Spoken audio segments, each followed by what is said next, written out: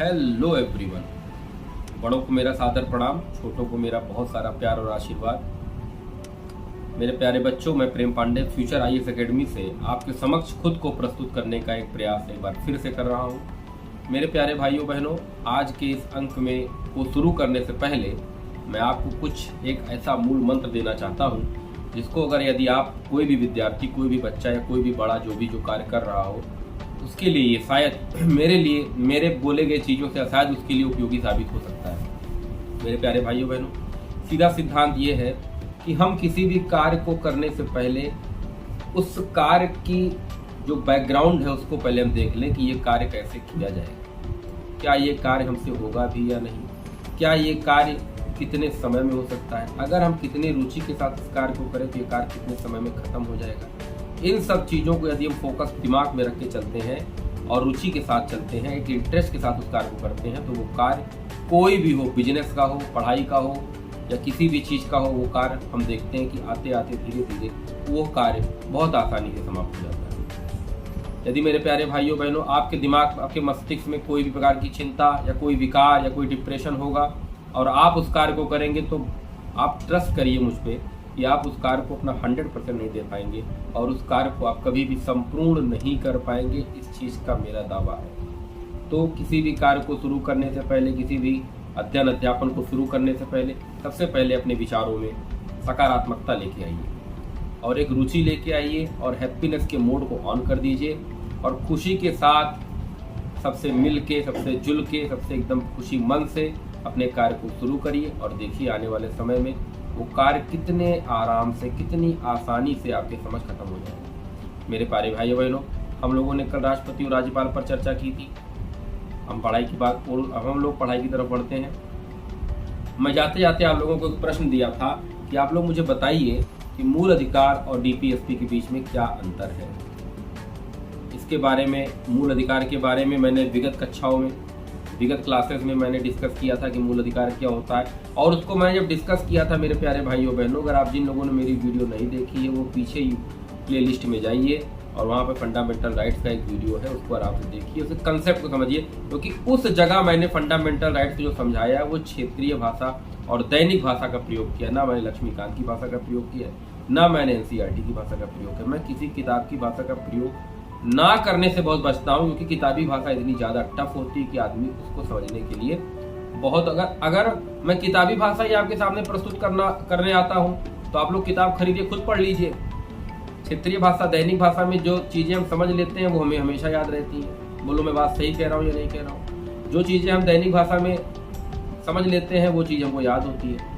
अगर हम किसी चीज़ को पढ़ के उसका मंथन कर लेते हैं तो वो हमारे टर्शरी मेमोरी में चली जाती, फिर हमें कभी नहीं भूलती। जैसे उदाहरण मान लीजिए, बचपन में क्लास 4th में मैं था, मैंने उस किताब में क्या पढ़ा, क्या मुझे आज याद होगा? बिल्कुल नहीं। क्या आपको याद होगा क्लास 2nd के टॉपिक में क्या था, 3rd लेसन में क्या था? किसी को नहीं याद होगा।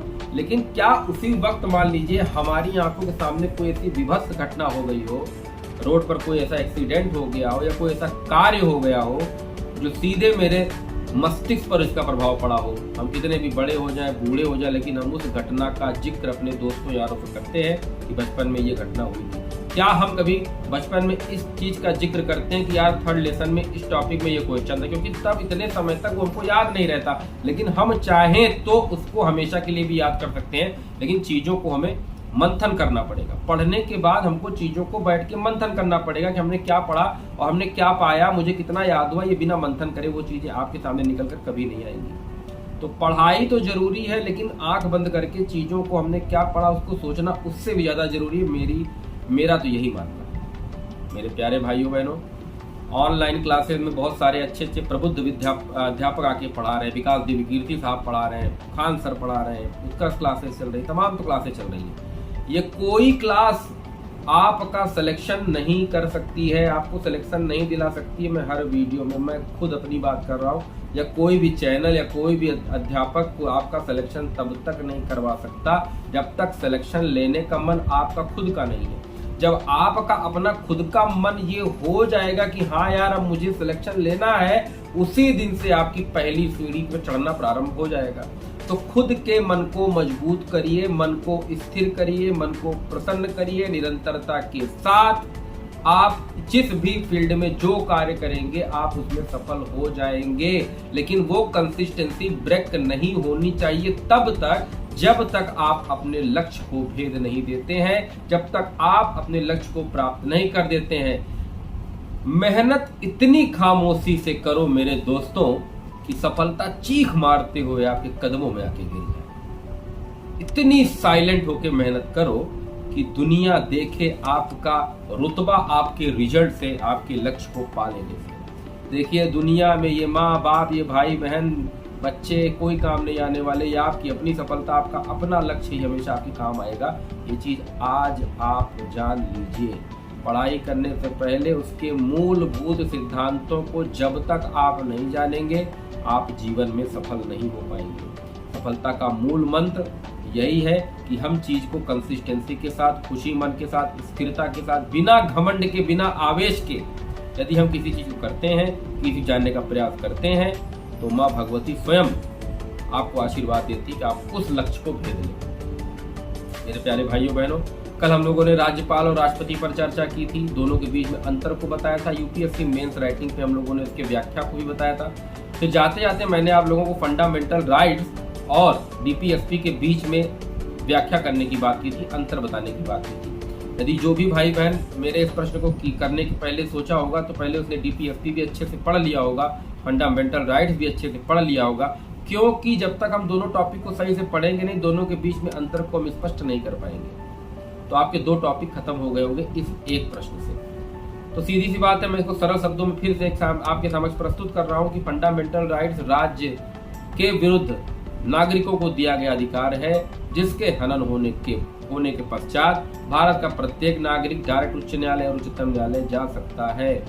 6 प्रकार के मौलिक अधिकार वर्तमान समय में हैं, जैसे धार्मिक अधिकार, धर्म की स्वतंत्रता का अधिकार, धर्म के प्रचार का अधिकार, संघ बनाने का अधिकार, प्रेस की स्वतंत्रता का अधिकार, शोषण के विरुद्ध अधिकार, संस्कृति को बचाए रखने का अधिकार, अल्पसंख्यकों का अधिकार, शिक्षा का अधिकार और संवैधानिक, ये सब चीजें जो हम आपको बता रहे हैं, ये अधिकार हमको संविधान ने दिए हैं भारत के प्रत्येक नागरिक को। अगर इस कोई भी राज्य ऐसा नियम या कानून या केंद्र ऐसा नियम या कानून बनाती है जो इस मूल अधिकार के आंकड़े को परिवर्तित करता है, तो उच्चतम न्यायालय या उच्च न्यायालय उस कानून या उस विधेयक या उस अधिनियम को शून्य करने की क्षमता रखता है। मतलब मौलिक अधिकारों का हनन नहीं किया जा सकता है। मौलिक अधिकारों का हनन आपातकाल वो अलग मैटर हो गया, आपातकाल में मौलिक अधिकारों को शून्य कर दिया था, लेकिन ऐसे नॉर्मली रूप से किसी के मौलिक अधिकार का हनन करने का अधिकार राज्य, केंद्र या किसी भी नागरिक को नहीं है। तो ये संविधान द्वारा राज्यों को दिया गया है और इसको लागू किया जाता है और लागू कर दिया गया है, लागू हो रहा है। लेकिन राज्य का नीति निर्देशक तत्व क्या है?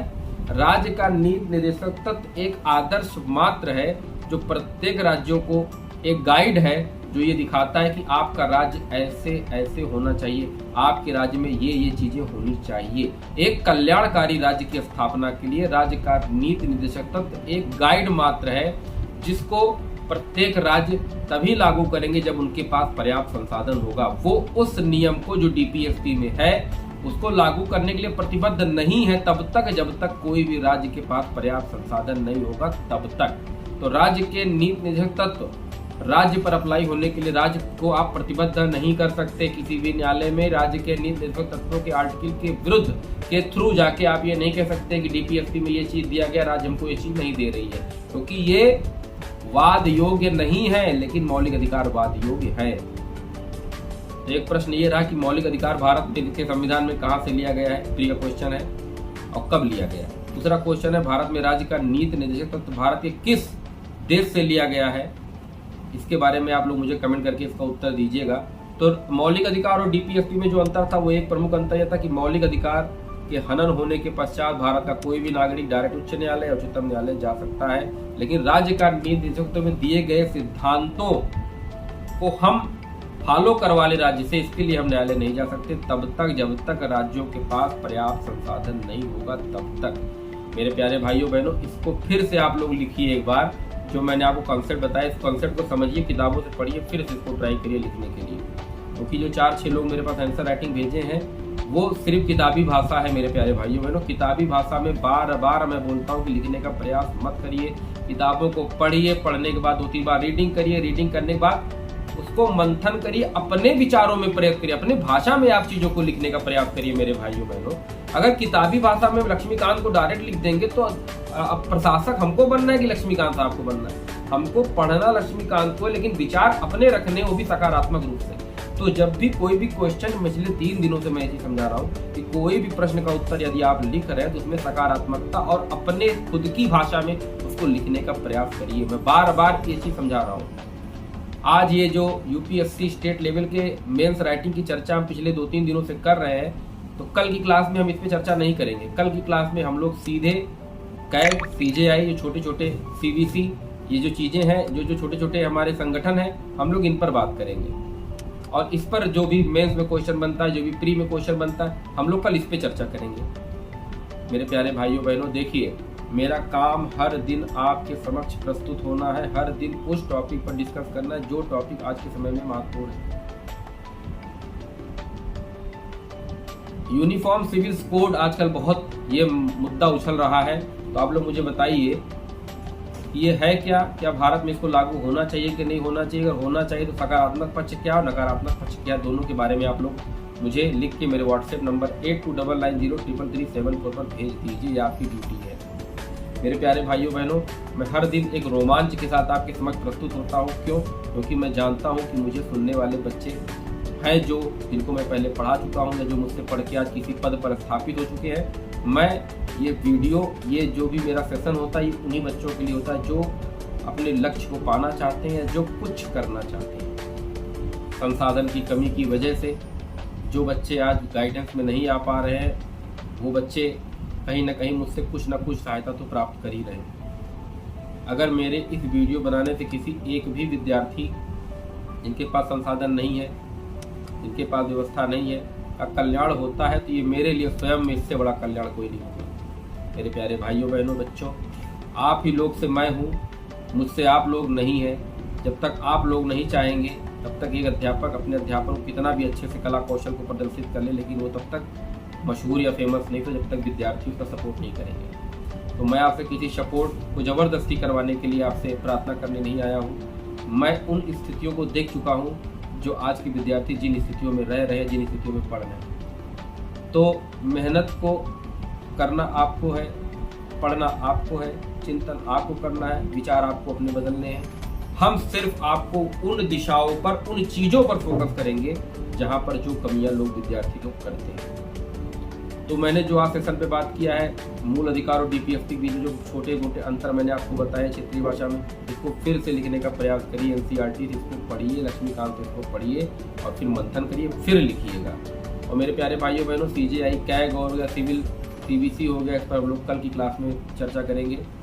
और मौसम भी थोड़ा पहले से गर्मी कम है, पढ़ाई में भी आप लोग अच्छे से अपना मेहनत कर रहे होंगे, कंसिस्टेंसी को फॉलो कर रहे होंगे। माँ बाप, भाई बहन अपने बड़ों का आशीर्वाद लेते रहे होंगे, अपने अधीष्ट ईश्वर की प्रार्थना हर दिन करते होंगे। बस मेरी मनोकामना इतनी सी है कि जो बच्चा, जो विद्यार्थी या जो भैया लोग मेरा वीडियो देख रहे हैं, वो सफलता की सीढ़ी को प्रतिदिन निरंतर चढ़ते जाएं और अपने लक्ष्य को प्राप्त करें। इन्हीं शुभकामनाओं के साथ आज का ये अंक मैं यहीं समाप्त कर रहा हूँ। जय हिंद, जय भारत।